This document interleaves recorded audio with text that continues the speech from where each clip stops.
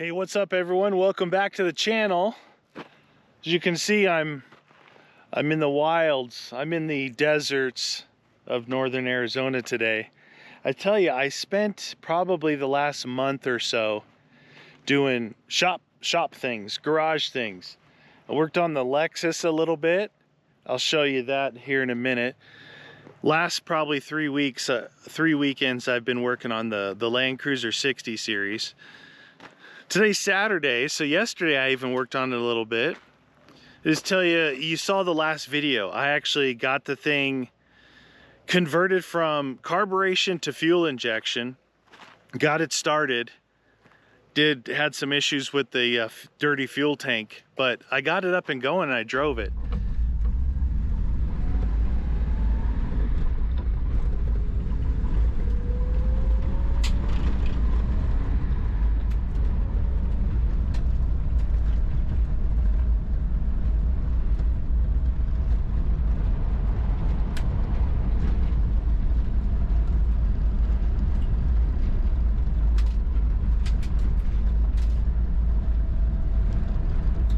Between last week, that was last weekend's video. This week I actually spent, it had really bad old purple tint, right? So you know that it's old when the tint is purple.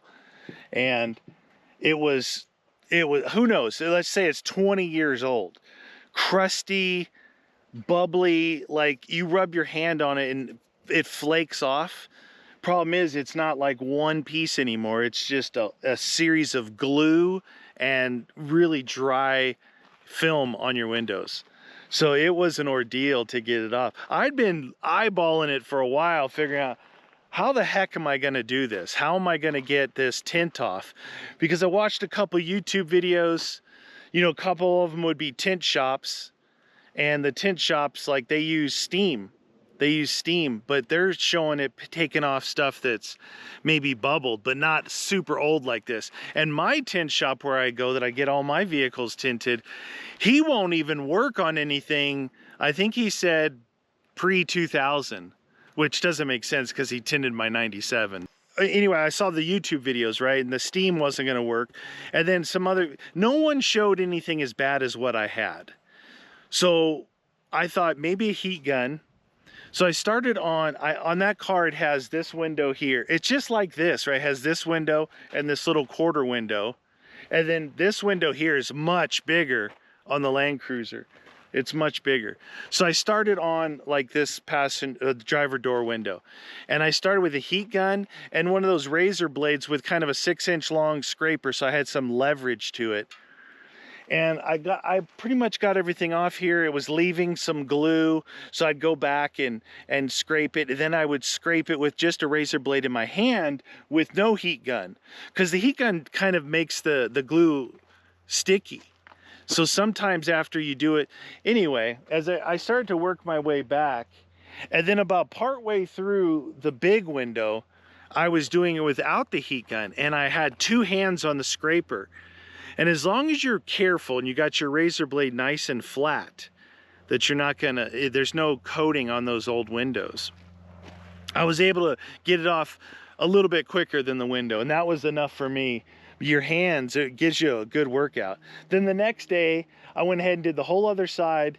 The back window was the one I was worried about because it has the lines in it for the defroster.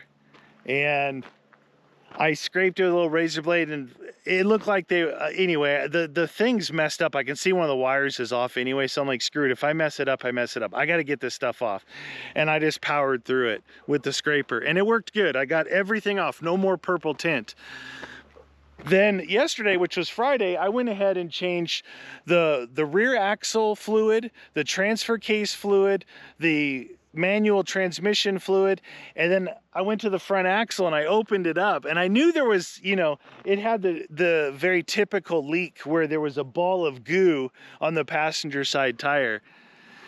And I opened up the drain port and nothing came out. I kind of laughed. I'm like, well, I kind of figured maybe it would be light. I didn't know the condition of the fluids. One, they've definitely been in there for 10 plus years because it's sat for 10 years.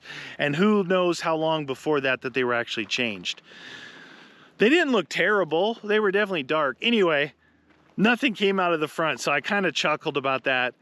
Then I got up to go get the squeeze. I used the squeeze bottles, and I look under there, and it's bloop, bloop, coming out in like these globs of. Anyway, what it does is when you blow a seal, the gear lube from the differential gets out into where the CV, the Burfield joint is, and it mixes with that moly grease, and then it kind of works its way back and forth. And I'm telling you, you always loosen the fill to make sure that you can refill it before you take it out.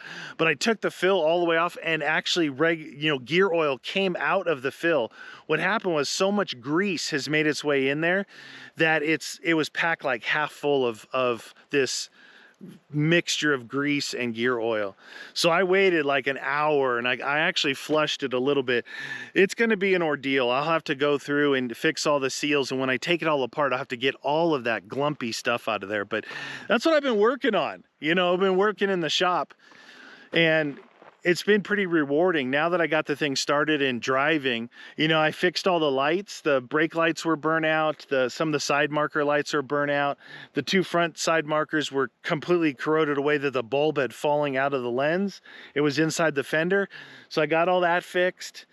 And yeah, just slowly working on the 60. But like I said, I really need that motivation after 8 months of just tinkering with it to try and drive it, make sure it's going to drive, make sure I'm not working on like a total lost cause. It was pretty cool. So that's where, but after all that, oh, the weather, fall is here, you guys. The weather, it's like 75 degrees, whatever, 22 degrees C, right in there, 70 to 75. It's perfect weather. Look at the sky.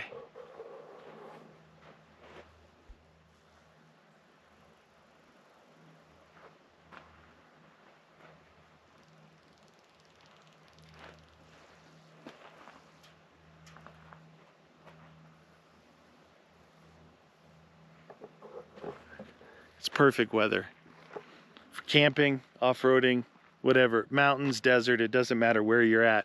This is absolutely perfect weather.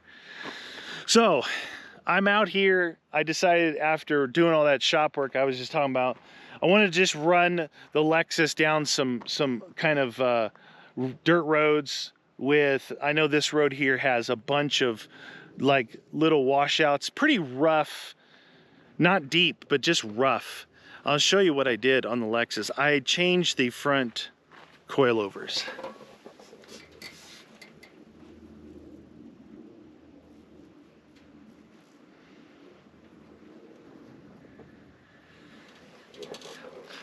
So I had to relocate the sway bar. I didn't have to because it looked like it was going to clear, but the kit came with like a relocation. So right here, it just got moved forward. It's got this little bracket here, and it just moves it forward about an inch to clear a larger coilover, which, like I said, I had Bilsteins on there before. I don't think I needed to do it, but I was there, I did it. The reason I did this is because when I put the bumper on, I had already done the front suspension. It had sat level. When I put the bumper on and the winch, that extra weight, made the front nosedive. And the problem with the Bilsteins are they're not adjustable. They're fixed. I mean, they have notches where you can set preload, but once you set it, that's it. And I had it set to the stiffest preload before I had the bumper on there. And it wasn't just a little rake. It was pretty nose heavy. So I went with these, and these are adjustable Icons. They're not their most expensive one. They're actually probably one of their cheaper ones.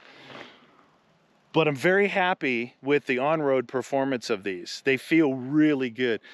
They found a balance, right? There's some shocks some coils or shocks you put on where you get the height that you want, but it's really stiff. These seem to hold the height, but because the shock is so firm, it's able to fight that coil, right? If the coil, it's a good balance, and it works really good. The on-road performance is really good. So I brought it out here to run these dirt roads to see how the off-road performance is. Problem is, I ran out of talent and blew out the rear shocks last winter. I know I did, because you can hear when you go over like a speed bump or something, they're really They just sound god awful.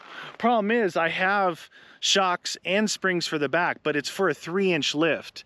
And if I put that on the back, I have a bad feeling it's going to get the back end up in the air again. And I have more adjustment in the front, but I'm like at the sweet spot where the CVs are at a nice, just barely past level angle. I really like the front. I still have some up and down travel in the front. So I'm not sure what I'm gonna do with the rear. They're really long shocks. I thought I could just put them on because they said they were good for a 0 to 3-inch lift, but I have coils on here that was supposed to be like a 1-inch lift on the back, and man, there's like this much space sticking out of the shock before it completely bottoms out. So I don't know what the heck they're talking about, 0 to 3 inches of lift.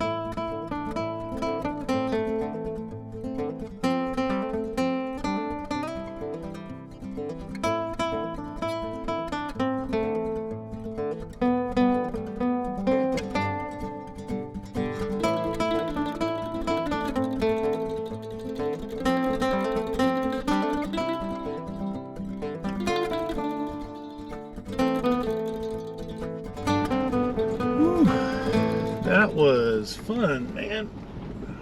Well, that was pretty wild. I hope it captured it. I tried to capture a hyperlapse because I drove all the way through this whole valley here.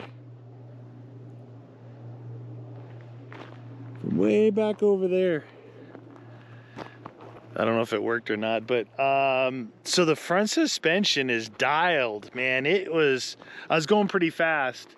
I don't know if it picked it up, but this road has like I wouldn't say washouts, there's a couple, but there's like little, the water goes across and eats it out, so there's like these big ripple bumps, right?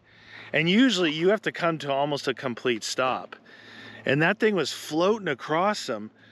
I did hit one washout and the front soaked it up, in the back, oh man, I heard things go flying. The table flew up, the recovery gear bag flew up. Here's that washout I was talking about. It doesn't look like much, but I hit it 30 miles an hour going this way,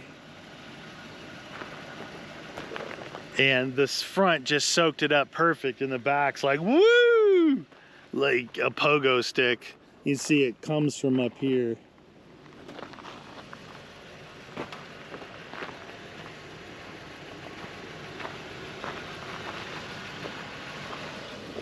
Kind of hard to see. It's not that big, but it's not one you want to hit at 30. This thing is set up for off-roading in the snow. I love the snow. What I'm getting at is there's no awning on it, right? Let's open up the back. I mean, I've got a table. This is it's a awesome Factor 55 bag, but I built the kit myself. I have some Factor 55 stuff in there, but I like the ARB tree savers and extension straps, and I've got like a worn extension winch rope. Some pretty cool stuff, but I really like the Factor 55 bag. But what I'm getting at, look, there's not a lot of room back in here.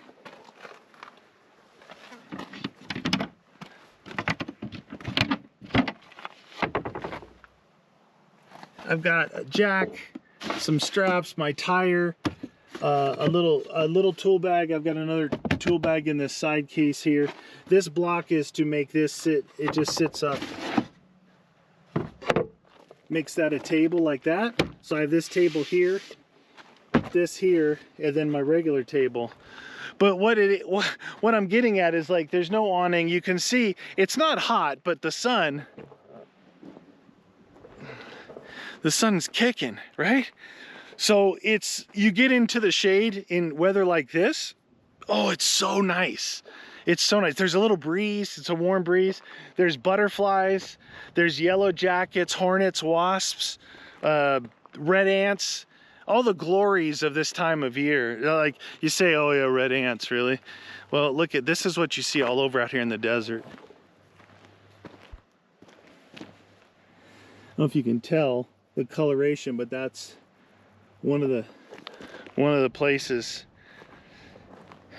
The ants are pretty good out here in the desert, but it's glorious. It's glorious. But I guess what I'm getting at is, yeah, I could throw a tent in here, sleeping bag, all that stuff. This thing's really set up for off-roading. Purposefully, right? It's not like it's like, oh, that's a bad setup. And it's not like it's so far away that I couldn't do something. This is a factory bumper. I didn't wrap the factory bumper because I had anticipated maybe getting a bumper to put that tire on, right? Swing out. And then I would change that box, probably either lower to make 2 drawers, and I would have more room above it. Then it would be set up like my other vehicles. I could cook out of it, I could camp out of it. I don't know, I don't really want to buy another awning, to be honest with you. I've got an awning on the Jeep and an awning on the 80, and that's enough. But this thing's set up for off-roading in the winter, in the snow. It's so much fun. It's so much fun. It's become one of my favorite things, is snow wheeling in the wintertime, especially in this. I find that the Jeep does really good, but it does good because it's fully locked up, right, with the big 37s. But they're wide, they're big, they're heavy. This thing with these skinnier 33s and the IFS front, man, I can blaze through the snow pretty good. But I've gotten stuck a couple times, but that's half the fun. Yeah, I wanted to just bring that up, that I'm out here, right, in a beautiful, beautiful weather, but I have no escape from the sun.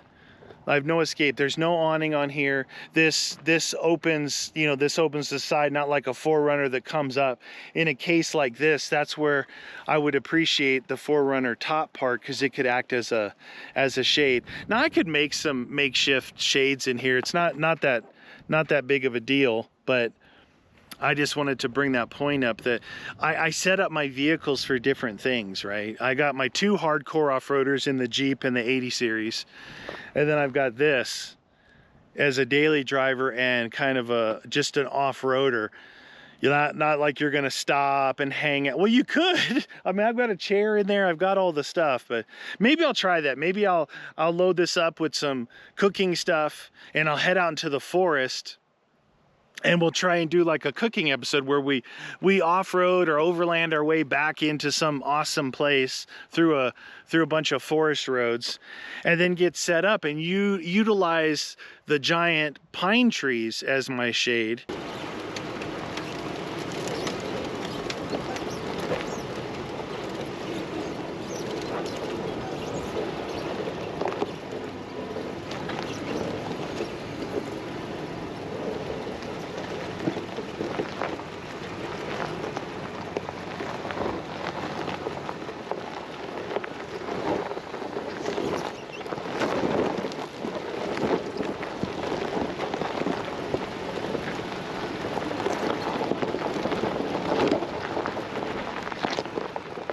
That's pretty steep. It's a pretty steep area here. It's always so hard to, it looks like on the camera it looks flat, but I mean this is level out here. It's pretty steep. This thing is like a little mountain goat.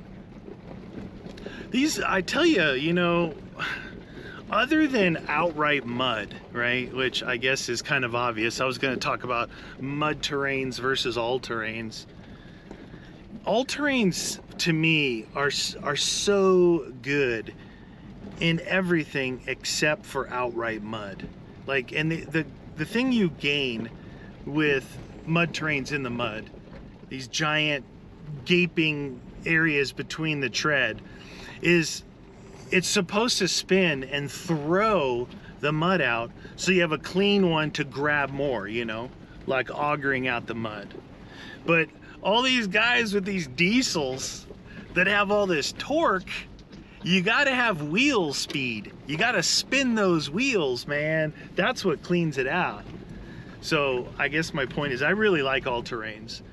Say that, like, say 85 there's a wasp in here, big old yellow jack. Get out of here, son. Wow, that dude was huge. That guy was big. Anyway, what the heck can you get in here? So I don't even remember what I was talking about. I like all terrains. like I said, 85% of the time, they're the perfect tire for everything that I'm doing. Great in snow, great in the dry, great in the rain, all that stuff. And they're, you know, they wear better. They're lighter. They're a lighter tire. And if you get the right all-terrain tire, you can get some pretty tough ones. You know, a lot of people say, oh, the sidewalls, you know, 3-ply, yeah, you can get some really good all-terrain tires. You just got to make sure you get the LTs, the light truck version. You don't get the P metrics, the passenger vehicle all-terrains. You got to get LTs. Like the same tires I have on here, you can put on an F350 or a Chevy 2500. They're designed for that kind of weight. So they're tough. They're not, you know, not these weak little passenger tires. All right, you guys, I think that's gonna do it for me today. Weather forecast said perfect, no chance of rain, monsoon season is over. There's a 100% chance of no rain. It's raining over there, and that's where I live. And I think I left the 60 windows down, but that's okay. They were down for 10 years. It doesn't matter. Actually, I don't know if you can tell on camera because I'm a little bit below this hill now, but there's a huge storm cloud. As I was coming back through the valley, I look over there and I could see it's actually dumping right now. Hope you guys enjoy this one. I know this is a little bit different, but I'm trying not to overthink myself, trying to share with you some of the goofy fun things that I do outside of a very specific, I'm gonna go out off-road, cook, camp, I'm working on this, whatever, you know. I do a lot of things. Right now it's only noon. And it's Saturday, I've got parts coming in for the 60 today. I'm gonna go back home, I'm gonna work on that. I got out this morning, went for a ride with the dog. I came out here, did some off-roading. I'm gonna work on the 60. It's a glorious day, right? The nice sun in the desert. I'm gonna go back up in the mountains where I live and get rained on. That's what I'm talking about. I always think that some of this stuff wasn't worthy of sharing, but I think it might be. Anyway, I'm gonna try it out, add it to the collection of weirdness that we do on this channel. Like I said, I hope you guys enjoyed it. This thing, oh, I love it. I love it. It's so good off-road.